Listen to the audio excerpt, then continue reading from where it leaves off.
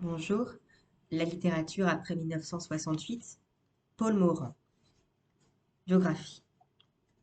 Paul Morand, après 1945, connaît de son vivant même un purgatoire qui va durer un quart de siècle. Sa gloire est si liée à l'imagerie des années 20, des Roaring Twenties, qu'il semble appartenir à un passé révolu et démodé, comme à la même époque celle d'un Scott Fitzgerald. D'autre part, l'imprudence de l'ambassadeur du gouvernement de Vichy à Bucarest et à Berne, qui n'a guère de sympathie pour le général de Gaulle, le faisant passer injustement, croyons-nous, pour un collaborateur, lui vaut une révocation brutale et l'image d'un écrivain d'extrême droite, ce qu'il n'est pas. Certes, Céline, tout aussi déconsidérée que lui, et pour plus de raisons, assure qu'on ne lira plus en l'an 2000 que Paul Morand et bien sûr lui-même. Certes, Roger Luminier, Jacques Laurent, parmi d'autres romanciers, dit Hussard, réhabilite l'écrivain. Mais il reste qu'on le lit peu et qu'on le néglige injustement. La littérature en France, depuis 1945, avait péché par omission et l'on voudrait réparer ici cette lacune. En 1959, ne voit-on pas Morand interdit à l'Académie française par une pétition d'académiciens soudain bien attachés à la Résistance et par un message formel du général de Gaulle? Ce septuagénaire, qui avait connu à ses débuts toutes les gloires et tous les succès possibles, orchestrés par la publicité tabageuse, semblait bien alors un écrivain sur le déclin, lié à un parti vaincu et même discrédité.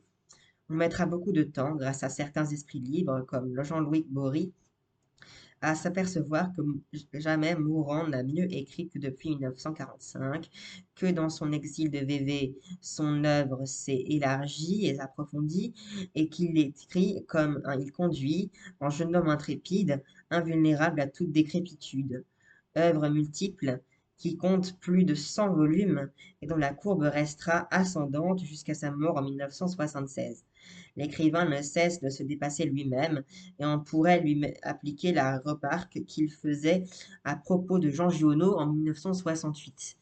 Je trouve que ce n'est pas la vieillesse des pères qui les désigne pour le sacrifice rituel, mais bien au contraire leur effrayante jeunesse. Crèveront donc pas. Morand a mis 50 ans à justifier, et au-delà la célèbre préface de Proust, saluant en lui le nouvel écrivain par excellence, celui qui peut, par l'invention d'un style, transformer notre vision du monde.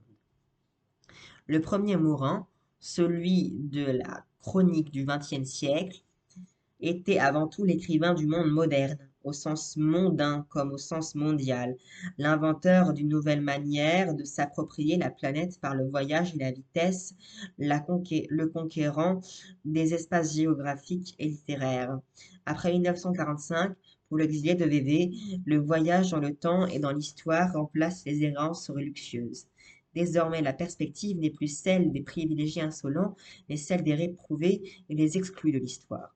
Dans ses récits comme dans ses biographies historiques, Morand semble fasciné par le cycle de la chute, venant après la gloire.